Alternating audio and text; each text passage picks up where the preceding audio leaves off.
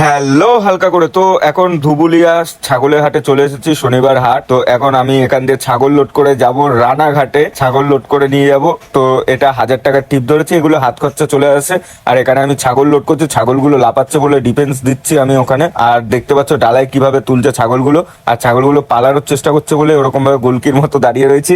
তো হালকা করে ছাগল লোড করে বেরিয়ে পড়েছি আমি রানাঘাটের উদ্দেশ্যে। পাশে আমার পার্টি, হালকা করে রানাঘাটে ঢুকে গেছি, ভারী করে আইসক্রিম নিয়ে চুষে চুষে এখন খাচ্ছি, কখন আমার ছাগলটা খালি হবে। তারপর আমি গাড়ির কাছে যাচ্ছি, এখন ছাগল লোড করে চলে এসেছি গুপ্তিপাড়া ভেসাল। আর আমার গাড়ির ফিউল শেষ হয়ে গেছে আর ওখানে বন্ধ হয়ে গেছে। আমি খালি গায়ে গামছা পরে এখন যাব ভেসালে স্নান করতে।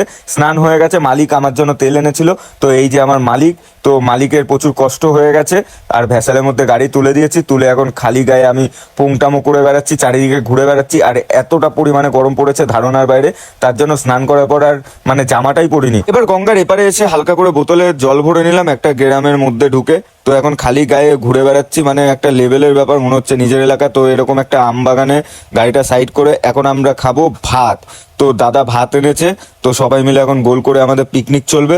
ভাত মাছ এইসব খেয়ে দেন আবার গাড়ি নিয়ে বেরিয়ে পড়েছি। তো গামছা পরে দেখতে পাচ্ছ এতটা পরিমাণে গরম রাস্তায় যে কখন পৌঁছাবো, এখন বাজে 5টা।